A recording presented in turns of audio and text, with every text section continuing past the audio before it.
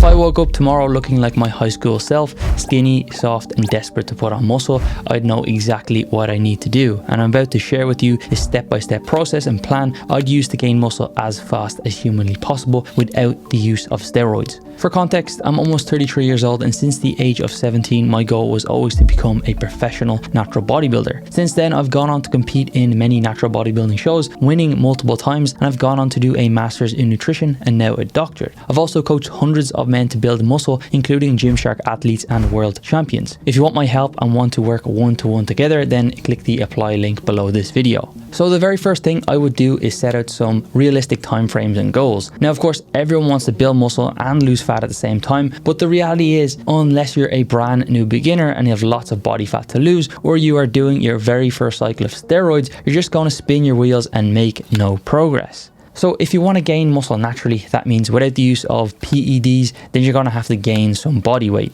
You can't turn fat into muscle, they are completely different tissues. If you've got excess fat to lose and you need to gain muscle, then I would recommend that you get lean first and get rid of that excess body fat. Not because you can't gain muscle if you have extra fat, it's just because most people who have extra belly fat are not comfortable with gaining any additional body weight. Get it out of your head that you want to be the same body weight that you currently are, but just leaner and more muscular, and just morph into a more jacked version of yourself. I promise you that is not going to happen. I know it sucks to hear that, but I don't make up the rules of human physiology. I'm just giving you the truth. Now, when I was 17, I genuinely thought that one day I might look like 8-time Mr. Olympia winner Ronnie Coleman, because that's what all the muscle magazines that I was buying led me to believe was possible. But I later realized that even if I was a walking pharmacy, I'd never get anywhere near his level. And over the last decade or so, our expectations of what's achievable have become even more distorted because of social media. The chances are you're probably never going to look like the guy that you follow online that has a crazy physique. Now, don't let me discourage you from trying, but it's better to have realistic expectations and goals. Now, we don't have any exact science on this, but a great rule of thumb from the body recomposition website suggests muscular gain potential as the following rates. Year 1, about 20 pounds of muscle. Year 2, that becomes 10 pounds. Year 3, that becomes 5 pounds. And by the 4th year and beyond, you're realistically only gaining about 1 to 3 pounds of muscle per year. Now, bear in mind, that is if you make it your number 1 or number 2 priority. Just having a gym membership or going the odd time whilst half-assing nutrition doesn't count. Now, there will be exceptions and outliers, but if you're a genetic freak, then you just wouldn't be watching this video. So to turn this into some practical steps, I'll use my skinny teenage self as an example. I can't remember exactly what weight I was 16 years ago, but let's just say 160 pounds. And I want to be relatively optimistic and look to gain 20 pounds of total body weight. Now, I use total body weight rather than muscle, as it's just not practical for 99% of people to try and measure muscle mass changes. Side note, those scales that you stand on are pretty inaccurate,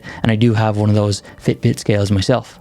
So instead of doing what most people do and just pick an arbitrary amount of time that they want to gain weight for, I created this muscle gain projection tool based on this research paper that sets out guidelines for gaining weight for natural lifters. So for me, at that 160 pounds, let's just say I'm a newbie, not really being all that consistent with the gym and all of the stuff outside of it to build muscle. That means based on this research paper and my tool, it would take me approximately 6 months or 24 weeks to reach my goal. Now, of course, I could gain weight faster. In another life, I genuinely think that I was a professional hot dog eater, but the problem is I don't want to become Michelin Man. I want to gain lean mass. This study by Ribeiro and colleagues compared a fast rate of weight gain to a more moderate rate of weight gain in individuals training 6 days per week in the gym. What they found was that although the group who gained weight faster gained more muscle, they gained far more body fat. What that means practically is that for every 1 pound of muscle the fast group gained, they gained almost 1 pound body fat, whereas the slower group gained 3 times less fat for each pound of muscle gained. Now, a major problem with going on a quote-unquote bulk is people gain way too fast. They end up getting fat and then they go straight back into a cutting phase without really ever gaining any muscle. We have a very limited capacity to gain muscle, whereas we have virtually unlimited capacity to gain fat. So the best approach is to maximize muscle gain for as long as you possibly can without caving in and wanting to get lean again. So for context, let's say my 17-year-old self has decently good genetics and I could maximally gain at a rate of 2 pounds of muscle per month. If I had a huge calorie surplus and gained 6 pounds of total body weight a month, I would be adding about 4 pounds of body fat each month, and by the end of 3 months I'd be 18 pounds heavier with only 6 pounds of new muscle. If I took it slower and gained 3 pounds a month, I might gain a little bit less muscle mass per month, but I'd be able to gain muscle for 6 months instead of 3 before I hit the 18 pound mark, leading to more muscle and less fat gain overall. Remember, you will gain some body fat when you're trying to gain muscle. You have as much chance of turning water into wine as you do getting leaner and bigger at the same time. So nutrition is going to be the driver of your body weight. If you're not gaining weight and reaching those monthly targets used by the calculator, you're not eating enough. Equally, if you're gaining too fast, you're just eating too much. That's why tracking your body weight and your nutrition is going to be paramount to success here. You don't have to track your body weight or your nutrition, but then you don't have any right to complain if you're not getting the results that you want. So your total calorie intake is going to be the most important thing, and it's honestly impossible to know exactly how many calories you should eat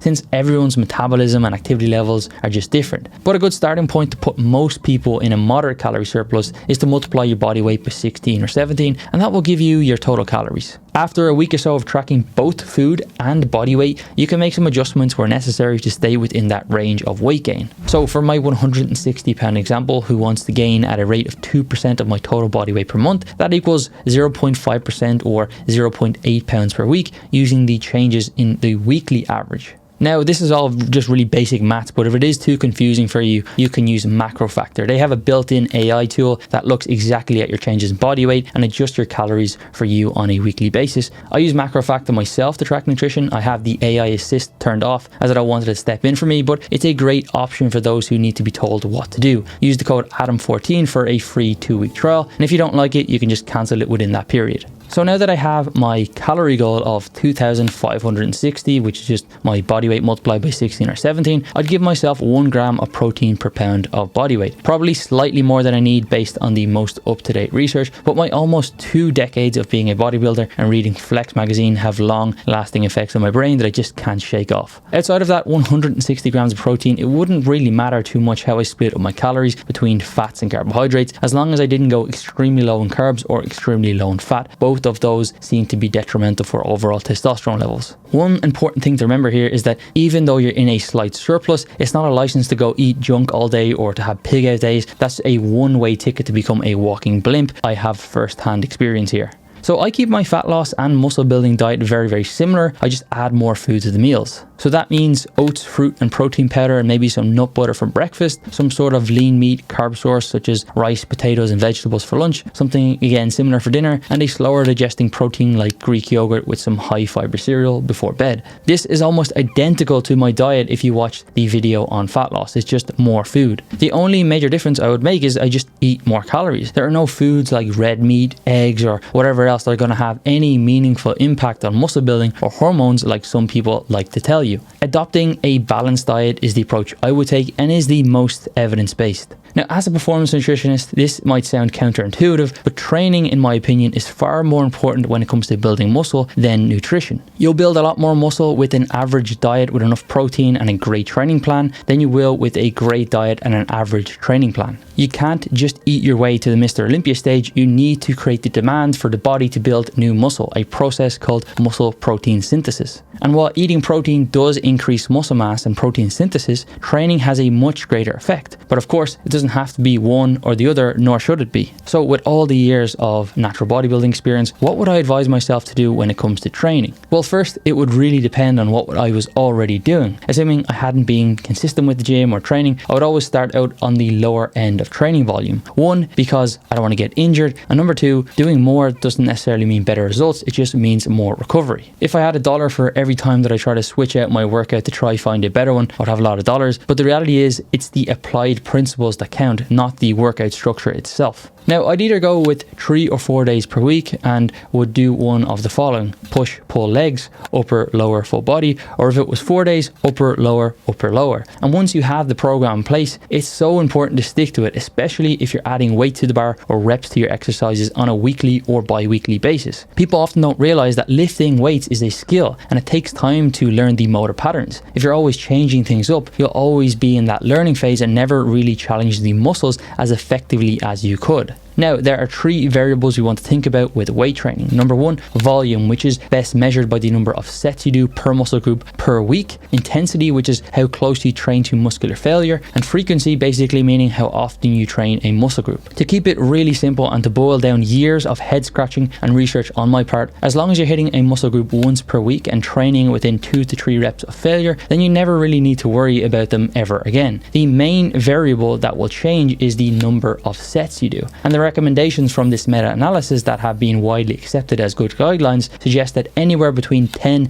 to 20 sets per week per muscle group seem to be optimal for building muscle. Now, I would almost always start on the lower end and only increase the number if progress stalls. So let's just say for chest, that's 4 sets of push-ups, 3 sets of bench press, and 3 sets of dumbbell flies, and that's for the total week. Here is my workflow for adding more sets. Am I increasing reps or weight each week? Assuming you're tracking your workouts with an app or a pen and paper. If you're not, then I've lost you already. If yes, don't change anything. If no, ask yourself, am I recovered properly between sessions? If no, then consider reducing the number of sets. If yes, you are recovered and you feel fresh, then consider adding 1 to 2 sets total per week and reevaluate from there. It's pretty much as simple as that. Now, this is of course assuming that you're eating properly, getting adequate rest, and not drinking alcohol like a fish drinks water. Now, the exercises that you choose don't matter all that much. Trying to target very specific parts of a muscle has trivial impacts at best and should be left to the research lab, professional bodybuilders, or people who want to argue with each other on Instagram. Rep ranges, again, don't matter all that much, but I would avoid going below 5 reps and above 25 reps on most things. The 6 to 15 rep range seems to be a good mix between being able to recover in the session without spending ages on rest times, but also not so high that you're building up lots of metabolic waste products. In terms of cardio, I would do about 90 minutes of lower intensity or zone 2 cardio per week, not only because it's vital for optimal health, but because being fitter will allow you to recover better during your rest periods and also mean that your respiratory system is not failing before your muscular system when it comes to things like doing squats or lunges. Outside of that, I would just make sure that I'm getting at least 6,000 to 7,000 steps per day. Now, I don't need to tell you how important sleep is. You probably heard it a million times from people like Andrew Huberman and everyone else, but I would keep it really simple. Just focus on getting 8 to 9 hours of sleep if possible. Since I didn't have a job when I was just starting out, that would be pretty easy, but it's not so easy as you get older and have more responsibilities. Chances are you can't change when you wake up, but you can probably skip the Netflix or phone scrolling in the evening and get to bed 15 to 30 minutes earlier. I do have an Oura Ring, which I bought myself a few years ago, and a Garmin Phoenix, but the reality is that these tracking devices are pretty inaccurate with sleep stages, and there's no solid science when it comes to what good looks like in terms of time in ranges. What I would do though is look at the trend in my HRV score, which is essentially the time between heartbeats and is a good indicator of your recovery. If it's trending in the wrong direction over time, it might be time to focus on getting more sleep and easing off the gym for a few days. But by far the most important thing is making sure that you are as consistent as possible with sleep and awake times and spend enough time in bed. Now, I'd be remiss not to mention no alcohol before bed, limit caffeine to at least 9 hours before sleep, or better yet, completely eliminate it, and sleep in a pitch dark, cool, noise-free room. Get an eye mask and earplugs if you have to. Now, supplements are of course the first thing that most people turn to when they think about getting jacked. At least that's what I did. But most of them are completely useless when it comes to building muscle. Here's a good heuristic. If it's illegal, it probably doesn't work, and if it works, it's probably illegal and harmful for your health. By now, if you're still watching this video, like me, you don't want to use steroids, so stop trying to get steroid-like results from the pill that you get at GNC. The worst possible thing you can do is go into the supplement store and ask them for advice. In almost all cases, they're gonna sell you crap that doesn't work. If only supplements that were based on solid science were sold, supplement stores wouldn't exist. What I'd use is creatine monohydrate, 5 to 10 grams a day, whey protein where needed to hit my protein goals, and probably a multivitamin, vitamin D, and magnesium supplement. Everything beyond that really isn't going to impact muscle growth, and believe me, I've probably tried all of them. The absolute hardest part of this all is being consistent and patient. Almost everyone can build a very impressive physique, but it will take a lot longer than you think. My advice is to follow as much of this video as you possibly can, figure out what can fit into your lifestyle and schedule, then set it and forget it. Instead of constantly checking the mirror, taking selfies to see if you gain muscle, focus on gym performance, getting stronger over time, and then go and live your life. If you're gaining weight at the rate that I suggested earlier, which you can calculate using the calculator below this video, and you're progressing in the gym, then there's a very high probability that you're building muscle. If you're still unsure about what to do and want some accountability and somebody in your corner to make this process a lot more effective and tailored to you, then you can check out my coaching program below. Let me know what questions you have. I answer all of the comments below the videos, and if you want to know what I do to get as lean as possible, then check out this video here.